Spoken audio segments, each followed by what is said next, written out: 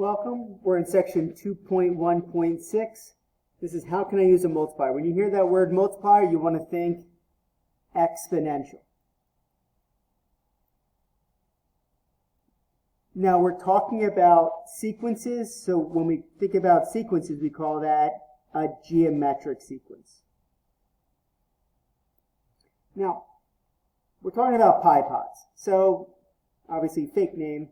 So we're starting off with the store will sell 100 the first week and expects to receive and sell an average of 15% more per week after that.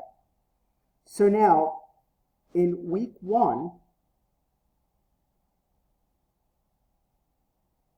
we have 100.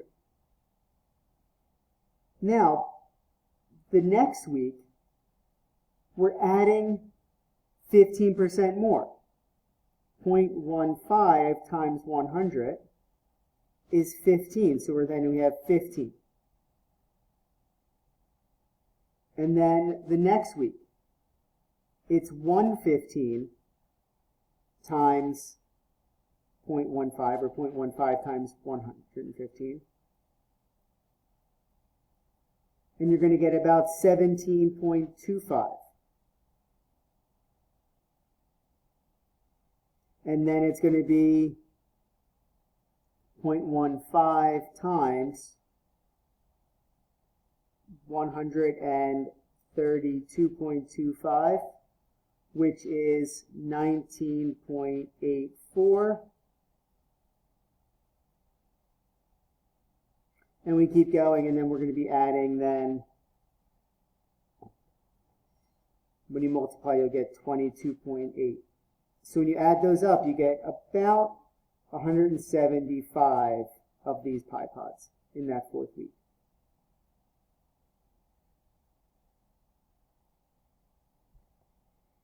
Now the 10th week, I don't feel like going through all this. So what we can do is we can make an equation. It gets really messy really quick. So what we could do is that t of n is going to equal. Now, it's exponential. A is 100. Now, we're not just multiplying by 0.15, but b is going to be 1 plus 0.15.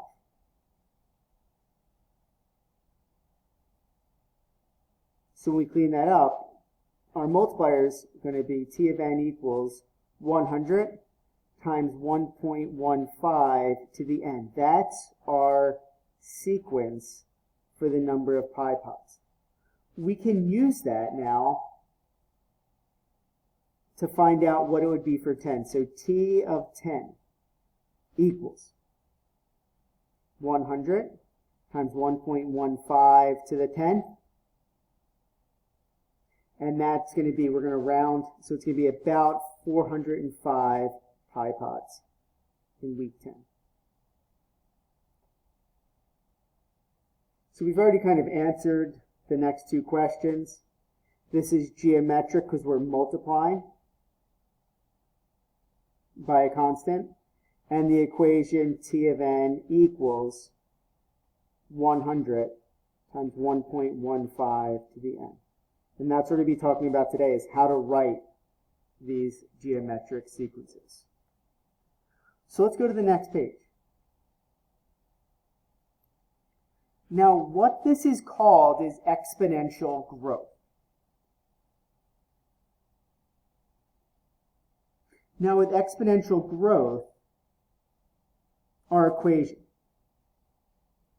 y equals a times b to the x. Now, when we write that, b is our growth factor. So it's a, and our growth factor is 1 plus the rate as a decimal to the x. So if we're looking at this, where we're increasing by 7% and we're starting off with 10,000. 10,000 is our a, and our growth rate is 0.07.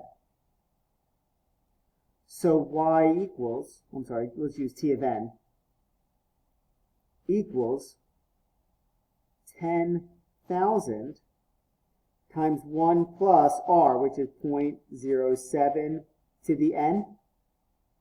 So t of n equals 10,000 times 1.07 to the n. That's our equation when our growth rate is 7%. Now what we can do is we can write it if it's the rate is 0.17 instead of 0.7. So t of n equals 10,000 times 1 plus 0.17 to the n. So t of n equals 10,000 times 1.17 to the n. You can see we're just putting that 1 plus whatever the rate is inside. Now, here for part C, it's losing sales. They're decreasing. So we call that exponential decay.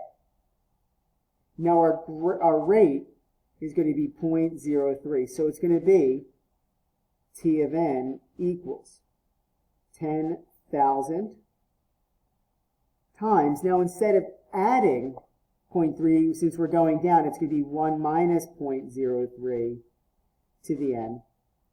So t of n equals 10,000 times 0.97 to the n. That's going to show us the decrease. That's what we're going to be kind of working on in this section and the next few sections as well. Now, according to the model, how many weeks will it take for the weekly sales to drop to only 1 per week? So we're using the model from above. So instead of writing t of n, we want our output 1 equals 10,000 times 0.97 to the n. And what we're going to do is we're going to try to find out what n equals. We're going to use a bit of a guessing check. So I'm going to bring up, and what we're going to do is we're going to just guess values for n. So we have 10,000 times 0.97, and I'm going to try some different values for n. So let's try like a 50, maybe 50 weeks. No, we got 2,000, that's way too big. Now what I can do is I can hit second and enter, and you see how it brings up the original equation?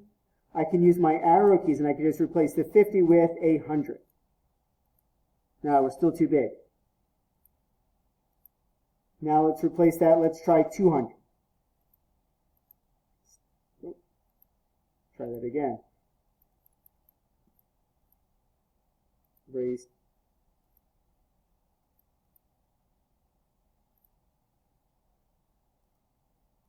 to the 200. Getting closer, but still too big. Let's try 300 and let's see how it is.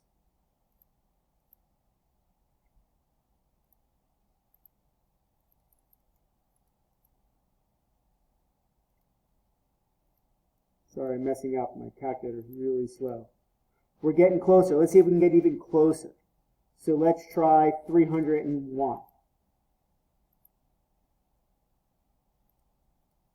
We're getting closer. Let's see if we can get even closer. 302.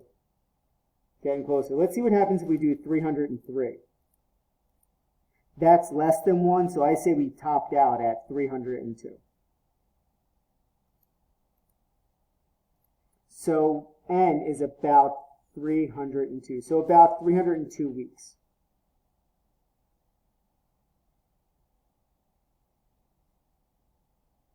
For it to drop to 1. Now looking back, what is the multiplier for part A? So for part A, our multiplier was 1.07. Growth, it's above 1. For part B, it was 1.17. That's growth again, it's above 1. And for part C, it's 0.97. When it's below 1, it's decay. Now, if we had the sequence 8, 8, 8, 8, and it was all 8s, our multiplier would be constant. Our multiplier would be 1. So now, once again, when a multiplier is less than 1,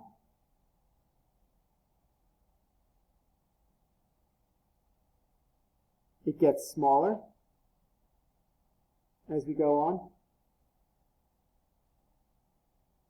That's decay. When our multiplier is greater than 1, it gets larger, it grows. We call that growth. I'm going to stop here for this video, and we're going to be back again to discuss more examples.